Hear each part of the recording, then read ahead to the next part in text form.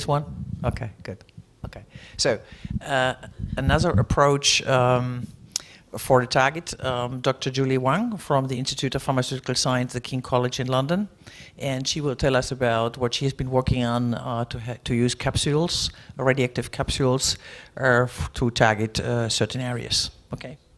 Thank you for the introduction from the chair. My name is Julie Wang from King's College London. I'm going to present the work funded by a EU project, Radioactive.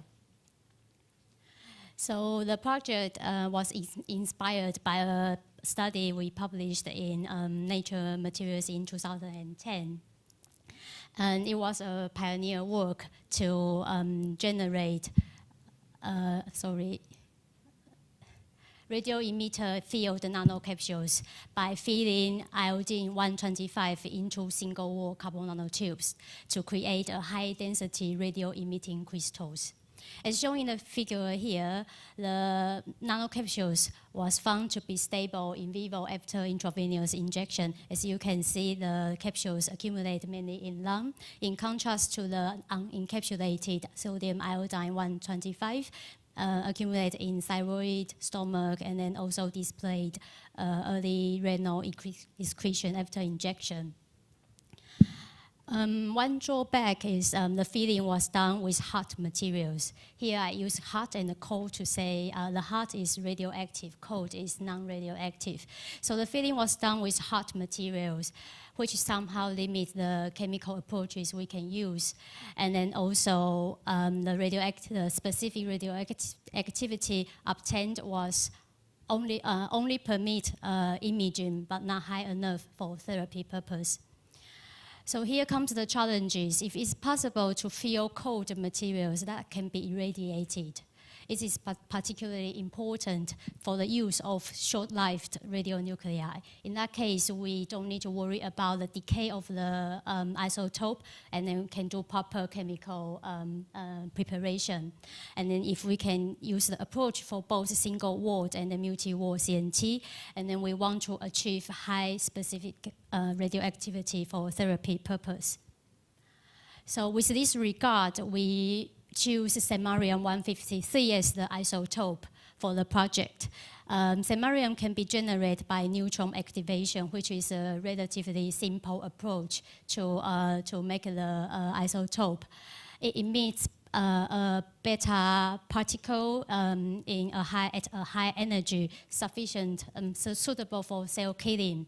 It also releases gamma radiation, which can be used for imaging.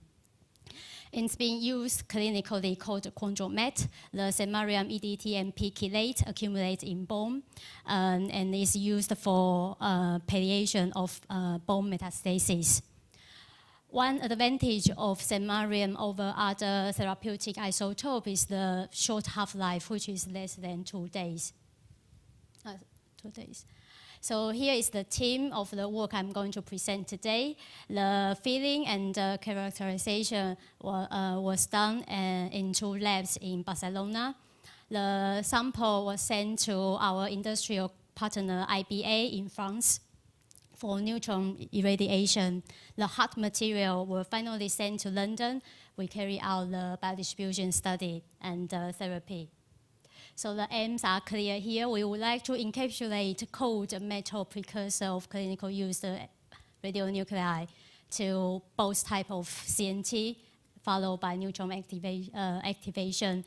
We would like to study the biodistribution in healthy mice, to study the therapeutic efficacy using tumor models, and then to assess the biocompatibility.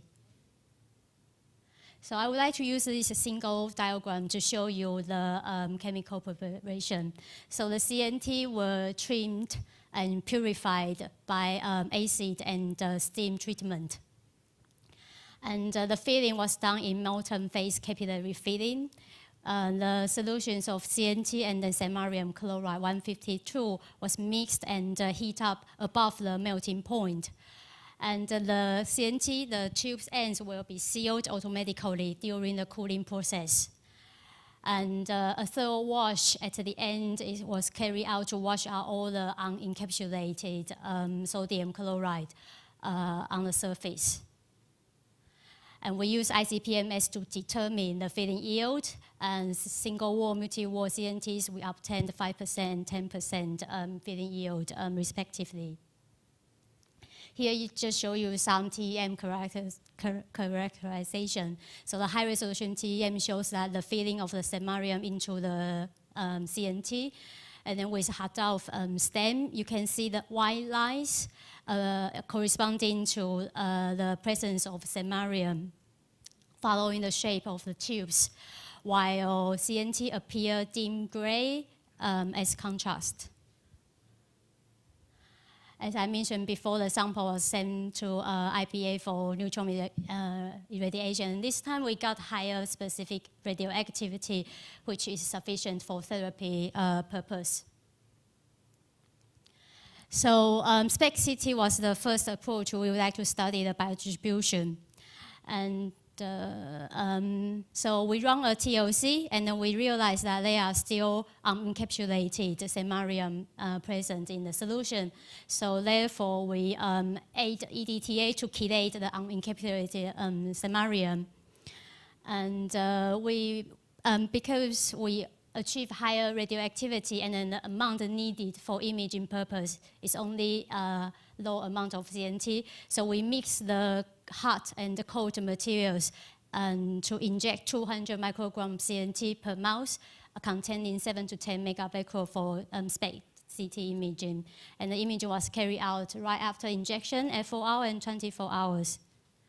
So here shows the single wall CNT biodistribution.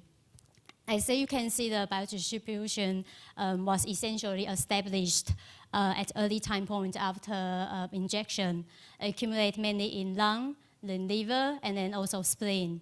And then the renal excretion also expected.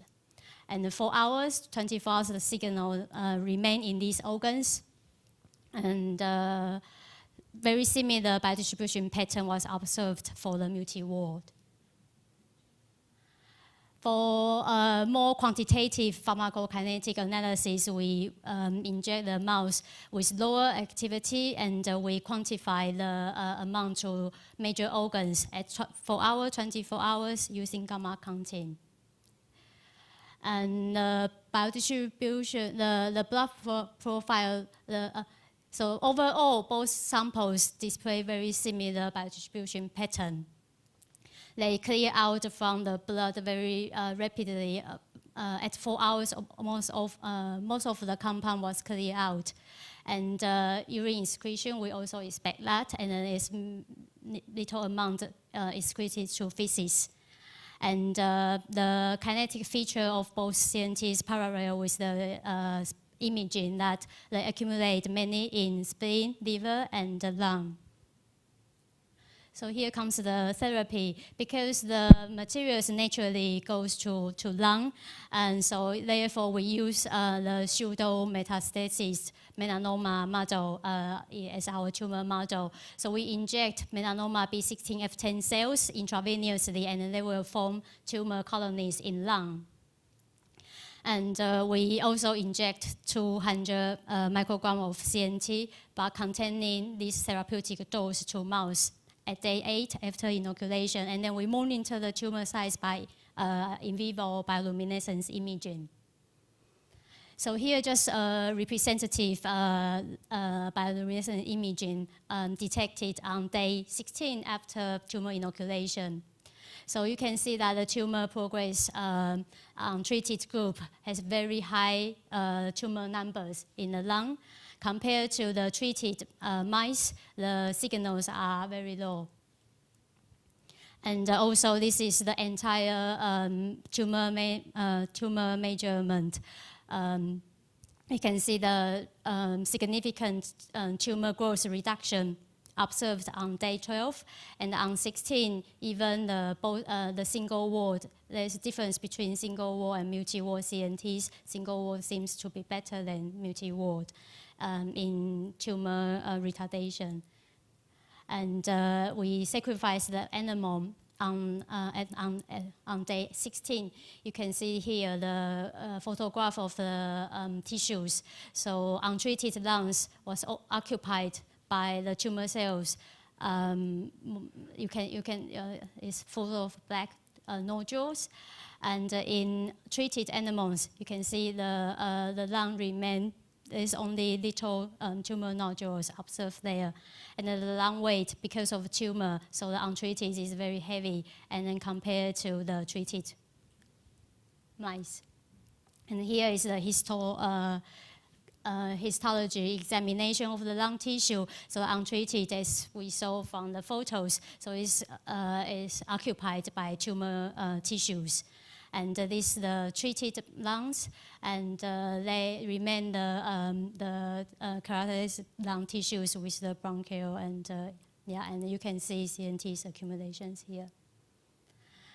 Concern of about the biocompatibility, so we measure the body weight of the treated mouse, and there is no significant difference between the groups, although it looks like the treated mouse have some weight loss. But there is a big variation between within the group. And because of that, we also look at the other major organs other than the lung. So there is no difference between liver, heart, and the kidney. And spleen, there seems to be a reduction in the spleen weight, but the difference is not significant. And we also look at the histology of these major organs. As you can see, the heart and liver and the kidney, there is no obvious abnormality observed. And it's in spleen, as shown in SPECT-CT, and then also gamma counting. We expect to see the CNT accumulation in spleen for both compounds. And there seems to be some toxicity observed in spleen, but due to the high accumulation to the spleen. So to conclude, we managed to encapsulate cold materials into these carbon nanocapsules. And then through neutron activation, we are able to generate these radioactive carbon nanocapsules. And by systemic injection, we look at we establish the tissue distribution profiled by both imaging and gamma counting. And then also the nanocapsule, radioactive nanocapsules can induce significant tumor growth inhibition. And just go back, so we overcome the problems we encountered in the previous project. So we managed to have the high materials with high radioactivity sufficient for therapy experiment. And then also because the radioactivity is confined into the nanocapsules, they are stable, they don't leak out, so minimize the overall toxicity to the mice or to patient. And then I would like to thank the people involved in the work, the team at King's College London, myself, Dr. Rebecca, and Chloe Drama, and the people in the chemistry lab at ICMAB and ICN, and then also Jean-Claude Robert at IBA Molecules. And then thank you for your attention.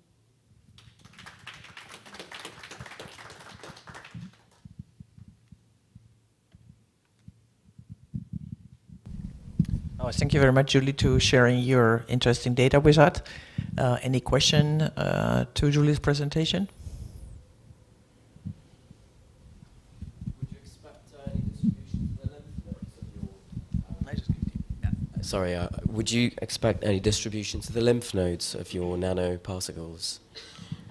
We haven't looked into that yet, but by doing IV injection, we haven't really explored that area. But for carbon if we inject carbon nanotubes through the foot pad, or if it's a bed injection, then we do see lymph node drainage. So by intravenous injection, I would say I couldn't say there's no accumulation to lymph node, but the amount shouldn't be so much. So mainly is in the major organs. Assuming you continue your research, so what will be the next step? So actually, this is the first step of the project. So we later on carry out functionalization to the couple nanotubes, because also the concern of the toxicity. So we, the same approach, we fill the materials, do neutron activation, and we carry out chemical functionalizations on the hot materials, because if we do that before, all the functional group probably will be destroyed by neutron activation. So we do functionalization afterwards, and then also put the antibody to the nanocapsules, and then we are hoping that this will enhance the targeting to receptor expression tumor models. And we still use the lung model, but we use the cells expression, express EGFR, and we compare the group with or without targeting. However, the driven force still is the couple nanotubes. So both group with antibody, without antibody, they all inhibit the tumor growth, but we don't see much difference between the two. Okay. So it's something we can improve. Okay. And in future. Last question: what type of toxicity you expect? The toxicity, if we see they accumulate, it will go to the organs that accumulate more. So liver is they accumulate in liver, but liver is big, and then we know liver is the organ they tolerate quite a lot of stress. So we don't observe quite the toxicity in liver. However, spleen is a small organ, and the amount in spleen we seem to, if we look at the histology, and there is some damage to the spleen. And by doing the antibody approach, our second part, we reduce the toxicity to spleen. Yeah, okay. But it's something also need to be improved. Okay, thank you very much, and good luck with your further research. Thank you. So our next speaker, or